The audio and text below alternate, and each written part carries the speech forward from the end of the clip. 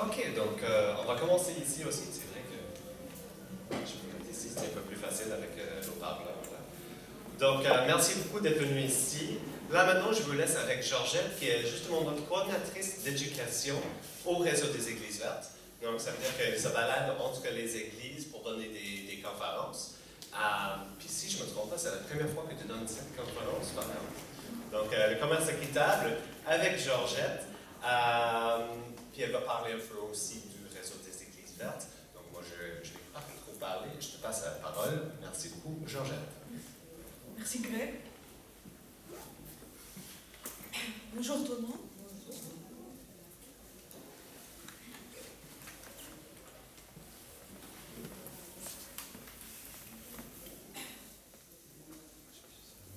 Aujourd'hui, nous allons discuter et aborder le sujet du commerce équitable. La première question, quand on parle du commerce équitable, une question alternative, donc forcément le commerce traditionnel qui est déjà mis en place, il a un problème. Donc c'est ça, il a un problème et il y a des enjeux. Donc avant de poser la question, c'est quoi le commerce équitable? Il faut premièrement comprendre les enjeux du commerce traditionnel.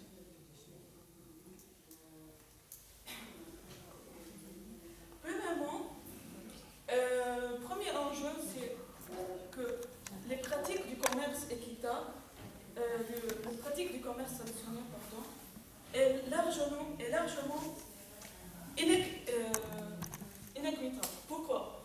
Parce que quand on parle du commerce, c'est une relation entre un fournisseur et un agriculteur. Donc un commerçant qui veut acheter les produits d'un agriculteur et ensuite vendre et faire du commerce international, peut-être. C'est pas juste dans sa région. Donc, le vrai enjeu, c'est que l'agriculteur ne prend pas ses vrais droits. Pourquoi? Parce que cette relation entre ces deux personnes, elle n'est pas de façon équitable et équilibrée. Juste une petite photo, si on peut le montrer ici. Elle va résoudre l'image en fait. Juste encore.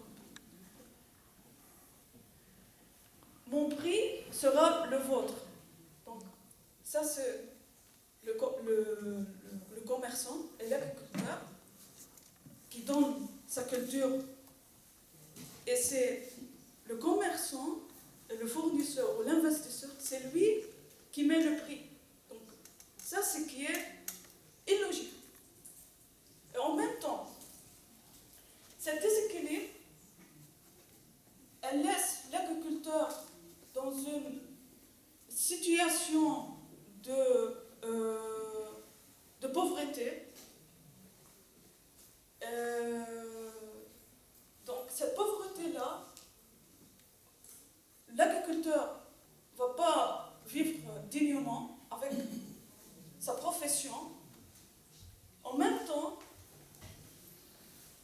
l'agriculteur n'est pas une activité qui permet de manger à sa faim. Donc, cette activité que l'agriculteur fait, il fait de la culture, il nous donne à manger, mais lui-même, il n'arrive pas à manger en fait. Ça, c'est ce qui est inacceptable. Et selon l'organisation de FAO, c'est une organisation des Nations Unies pour l'alimentation et l'agriculture. Moins de 923 millions de personnes étaient sous-alimentées en 2007. Donc on voit clairement que la situation est vraiment vraie en fait. Et il faut faire quelque chose. Donc, comment expliquer ce déséquilibre? La majorité de ce déséquilibre-là, elle est dans les pays en voie de développement. En économie, on dit PED. PED, c'est le pays en voie de développement. C'est la majorité des pays qui sont, on dit pays sud. Ces pays sud, ces agriculteurs dans les pays sud n'arrivent pas à mettre leur prix en fait. Les prix de leurs produits est imposé par un investisseur qui veut acheter ces produits-là. Deuxièmement, ces prix-là de leurs produits, elles dépendent de la valorisation de la bourse. Donc, si la bourse du café, par exemple, elle diminue, donc son prix diminue. Donc, il est toujours en pauvreté. Il est toujours dans une situation précaire. Voilà, je cherche cette mot-là. De la précarité. Voilà, merci. En même temps, parce qu'il est pauvre, il n'arrive pas à apprendre en fait. Il n'a pas de temps à apprendre, à dire pourquoi ma situation est toujours pauvre. Donc il n'arrive pas à avoir les connaissances nécessaires du marché pour changer la situation. Et en même temps, parce qu'il est pauvre, il a un manque de capital, et il y a une concurrence qui est inégale, c'est-à-dire que un investisseur, il met son prix. Si l'agriculteur n'accepte pas, il va à un autre agriculteur qui va accepter. Donc il y a une concurrence aussi qui affecte cette situation.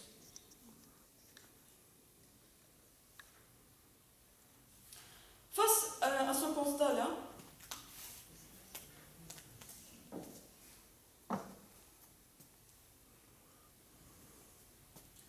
donc c'est ça le besoin d'un commerce équitable. Face à ce constat-là, l'objectif du commerce équitable permet aux producteurs et aux agriculteurs de vivre dignement et de gagner en autonomie, donc de gagner sa vie en fait. Comment en fait? Comment le commerce équitable va permettre aux agriculteurs à gagner en fait, à gagner par leur travail? Si on voit clairement les graphes ici, un modèle économique du commerce traditionnel. Ça, c'est le prix. Par exemple, un prix de café. En fait, il y a plusieurs prix qui rentrent dans le commerce équitable, on va discuter après. Un prix de café qui coûte $20, ou $10, $12, n'importe. Il faut regarder, en fait, le prix payé au producteur. Le producteur, c'est l'agriculteur. Ici, le prix payé de ces $20 que vous avez payé à la fin de votre produit, 5% de votre café est allé au producteur. 5%, je pense, dans $20, c'est $1. C'est juste $1 qui est allé aux agriculteurs qui ont travaillé pendant des années pour faire le café et pour faire cette culture-là, et enfin qu'on boit du café en fait, le matin. Et les autres, elles sont partagées par un marge du commerçant, par le transport international et la TVA ou les impôts et les taxes. Alors que dans le modèle du commerce équitable,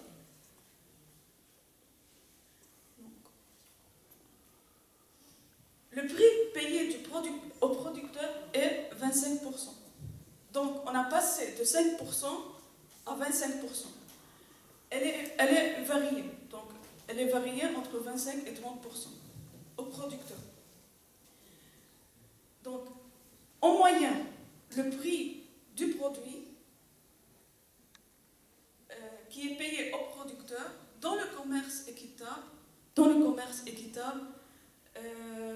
varie entre 15 à 30%.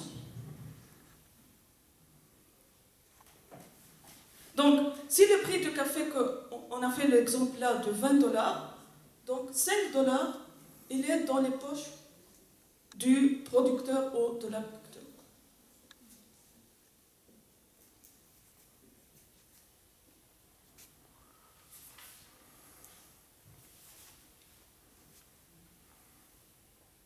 Donc, c'est clair maintenant, le commerce équitable est une alternative qui permet aux producteurs de travailler et de vendre le fruit de leur travail au prix juste, au prix qui peuvent vivre dignement et gagner sa vie et son activité. Ce revenu-là, il va reproduire dans sa communauté. Pourquoi?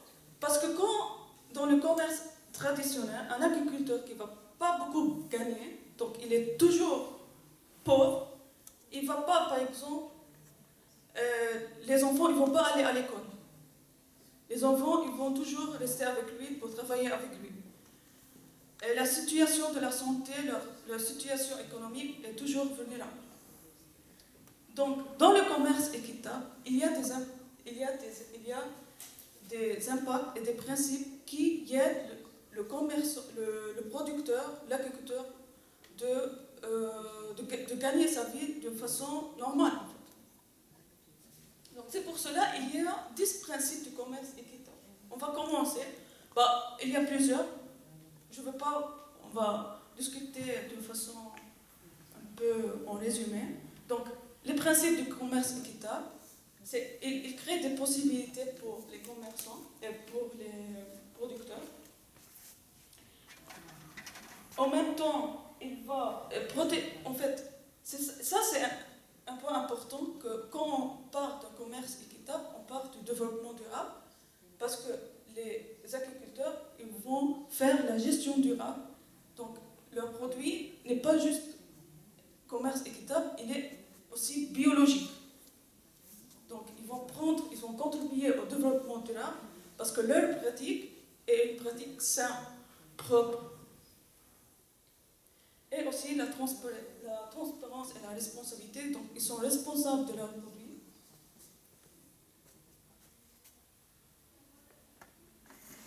Donc, le paiement est maintenant devenu équitable. Il renforce les capacités, il garantit des bonnes conditions de travail parce qu'il est en bonne santé, il peut même acheter leurs médicaments, aller à l'hôpital. Ça, c'est la plus importance. Il garantit l'interdiction du travail des enfants et du travail forcé. Parce que dans le commerce traditionnel, il y a beaucoup des enfants qui sont forcés à travailler parce qu'ils ne vont pas aller à l'école. Enfin, il respecte l'environnement et il promouvoit le commerce équitable. Comment? Parce qu'un agriculteur, quand il va entrer dans ce système-là, il va encourager d'autres agriculteurs, d'autres produits à entrer dans ce processus qui est équitable. Voilà. Donc, maintenant, la question qui se pose, quels sont les impacts du commerce équitable? Il y a 3 impacts. Je pense que maintenant, on peut répondre à cette question normalement. Les impacts sociaux, les impacts économiques et les impacts de l'environnement. On a commencé à avoir cette idée-là. Sur le plan social, comme on a dit que les agriculteurs maintenant vont commencer à prendre soin de leur santé et ils vont réinvestir cet argent-là dans leur activité. Sur le plan économique, en comparaison avec le commerce traditionnel, les impacts du commerce équitable, il est très positif parce qu'il y a une augmentation du revenu, l'augmentation de la qualité du produit et l'accès au crédit, efficacité technique. L'accès au crédit, donc il peut maintenant avoir du crédit et l'efficacité technique qui va nous amener à la gestion durable dans le plan environnemental. La gestion durable qui est la gestion durable des ressources naturelles qui sont toujours positives. Donc le commerce équitable joue un rôle positif pour la préservation de l'environnement. C'est pour cela, quand on parle du commerce équitable, on parle du développement durable. Maintenant, pour finir, toutes ces théories ou ces informations très intéressantes, ma conclusion de mon atelier, c'est un petit vidéo. Ce vidéo-là, vous allez comprendre c'est quoi la relation entre l'environnement et les églises, C'est pour cela que nous sommes le réseau des églises vertes. En même temps, vous allez voir un petit exemple réel comment le système du commerce équitable travaille. Ok? Merci.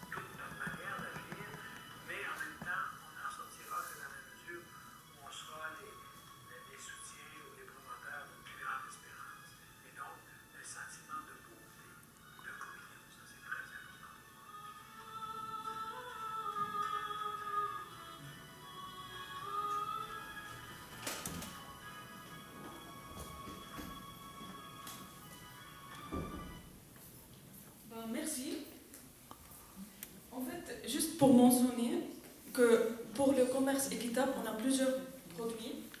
Je vais distribuer une affiche que vous allez circuler, plusieurs affiches, et chaque affiche, elle part d'un produit. Comment ce produit-là est fait par le commerce équitable et quelles sont mes actions. Ok? Et si vous avez des questions, on peut les poser maintenant. À quelle place on peut se procurer ça pour les plaire? Y en a-tu qui le savent? Oui. Vous pouvez regarder dans les épiceries, si vous regardez les deux logos qui ont été présentés, que ce soit souvent dans les boutiques un peu plus locales, les ventes locales, des fois ils ont des options équitables aussi. Donc vous regardez si votre café contient les deux étiquettes qui étaient... C'est exactement. Il y a des étiquettes certifiées logo. Il y a Centropole, il y a Fairtrade Canada. Ces logos-là, si vous trouvez à l'envers d'un produit-là, d'un café ou d'un chocolat, donc c'est vrai que ça c'est un produit équitable. Oui? De savoir si le commerce équitable ne concerne que des produits qui viennent du Sud. Est-ce qu'on a des exemples de choses qui sont produites au Nord ou en Europe qui font partie du commerce équitable? Ah, bonne question. En fait, maintenant, la majorité, quand on parle du commerce équitable, on parle entre Sud et Nord, en fait. La majorité des produits là sont les bananes, par exemple, qui viennent du Sud. Le café aussi, le chocolat, le cacao de l'Afrique. Donc, quand on parle ici, par exemple, si je vous donne un exemple ici au Canada, ça devient écologique parce que quand on parle commerce équitable, on parle aussi des produits biologiques. Quand un agriculteur travaille de façon durable et de façon écologique, sans pesticides, sans matières chimiques, donc ça, c'est aussi entre dans le développement durable. Je vous en prie. En fait, je veux peut-être juste dire que j'ai des petits dépliants ici qui disent « J'adore cet endroit et j'aimerais y trouver plus de produits équitables. » Ça peut être quelque chose, on peut en retrouver, là, en commander aussi. Fait que c'est comme je peux le remettre à mon commerçant que j'aime beaucoup et dire j'aimerais ça avoir plus de produits équitables. J'en ai 3. Wow, super, bonne idée. Avec moi, alors je pourrais les... Ben, c'est vraiment pour tout le Canada. C'est fairtrade.ca, notre logo officiel qui les fait, là, dans le fond. Voilà, c'est une très bonne idée. Il faut vraiment encourager le commerce. Par exemple, en fait, des fois on parle qu'il faut acheter local. Oh, ça c'est une très bonne idée. Il faut acheter local. Mais si un jour on veut acheter des produits qui viennent de l'extérieur, il faut être plus équitable, plus du commerce équitable. C'est pas pour nous en fait, ça c'est pour aussi l'agriculteur. Soyez sûrs que les agriculteurs qu'on a vus dans les vidéos sont très contents.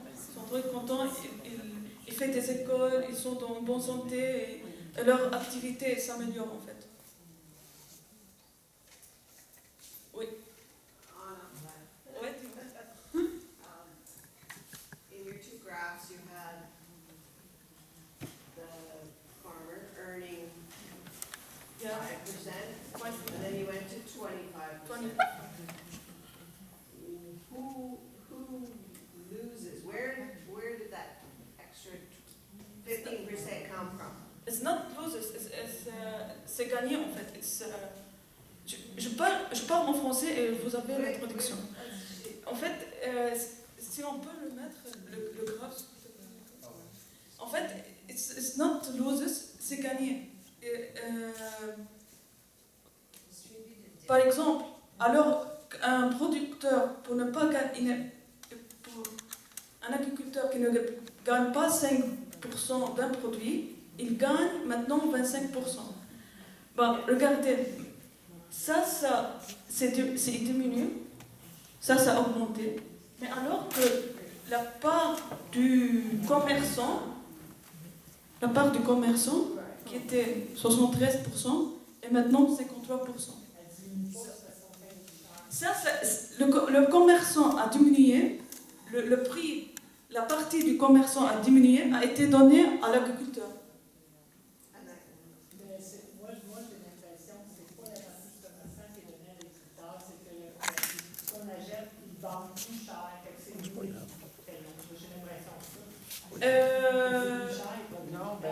soit équitable, justement, Ouais. on voit que celui qui le vend a 73%, il n'a rien fait sauf le vendre.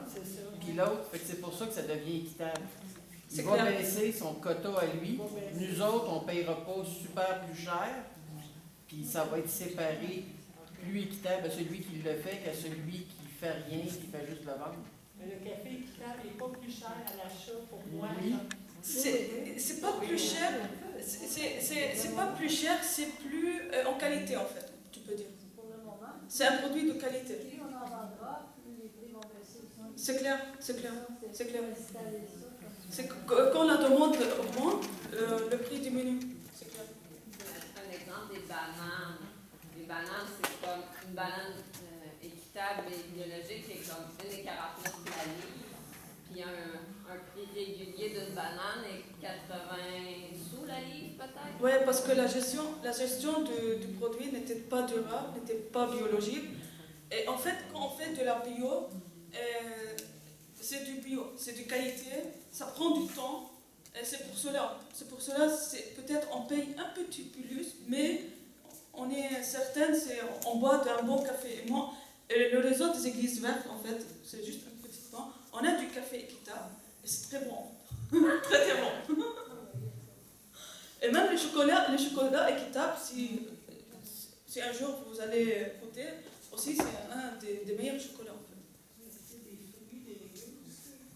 Bah, il y a maintenant, il y a aussi que si vous, Les oranges. il y a des bananes maintenant, il y a plus des bananes.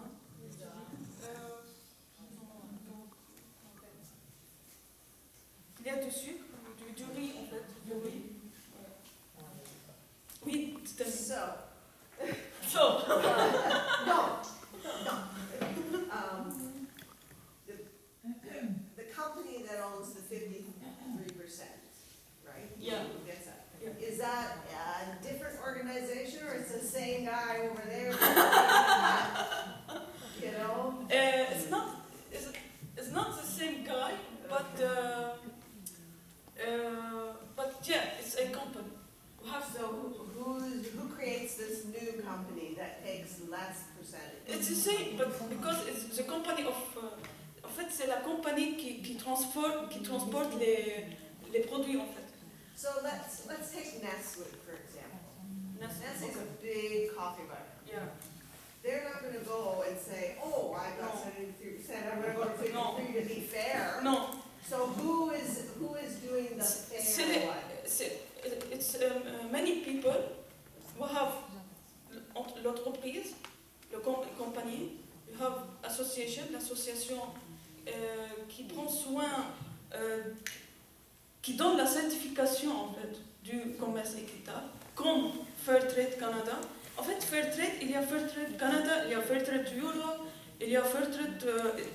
So fair trade is It's- the company? it's not a equivalent- It's not a it's company, an no, but it's association. that 53, it holds the 53% piece? It does the management? It take part, it's a part, elle est dedans en fait. Elle est dedans dans le 53%. Le 53%, elle est partagée pour les associations, pour les entreprises, pour les transports.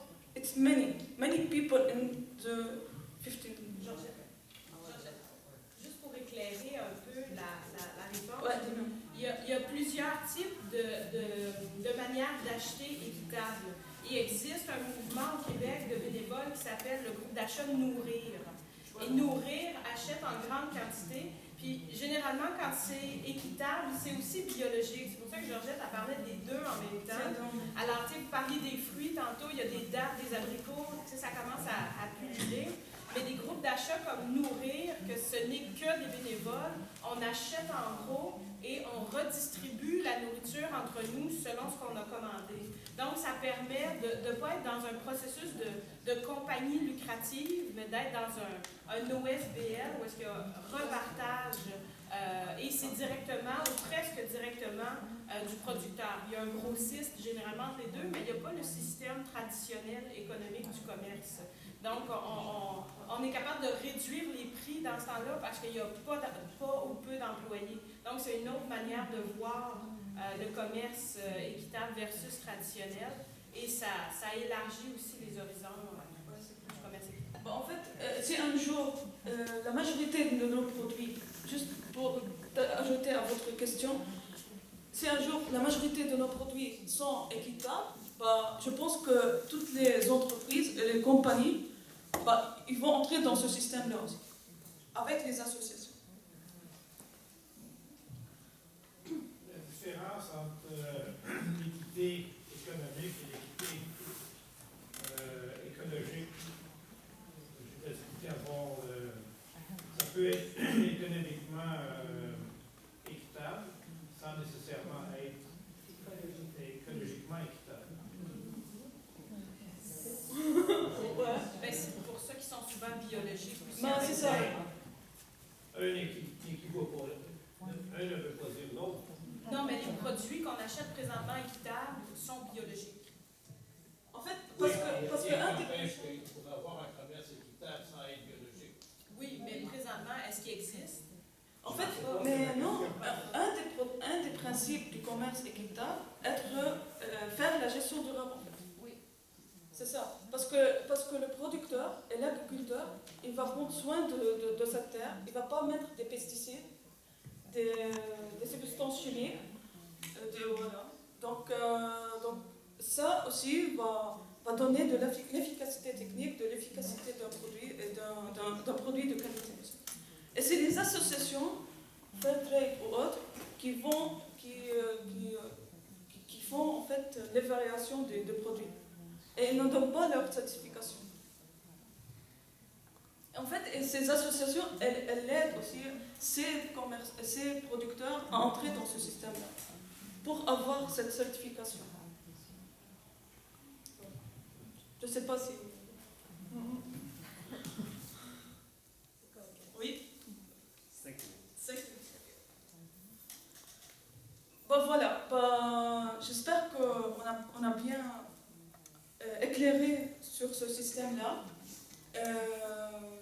Et j'espère un jour que la majorité de nos produits entrent dans ce système d'un commerce équitable. Mais pour avoir cet objectif-là, tous ensemble, il faut promouvoir le commerce équitable.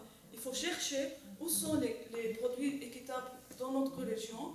Et j'espère que les affiches vous avez donné un peu d'idées d'action et de sensibilisation. Merci.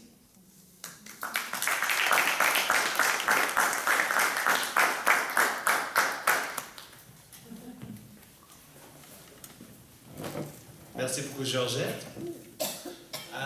Donc là, c'est la dernière conférence avant notre dîner. Pardon. Mais vous avez quand même 5 minutes, donc si vous avez des questions, je vous laisse avec Georgette pour 5 minutes. Sinon, le dîner, c'est 1 heure, donc on reprend les activités à 13 heures. Je pense, là maintenant, je vous redonne. Oui. Merci beaucoup. À 13 heures. Même chose, si vous avez acheté vos dîners puis vous n'avez pas reçu vos jetons, il faut simplement parler avec moi, je vais vous donner vos jetons. Si vous voulez acheter vos dîners, le restaurant est déjà ouvert.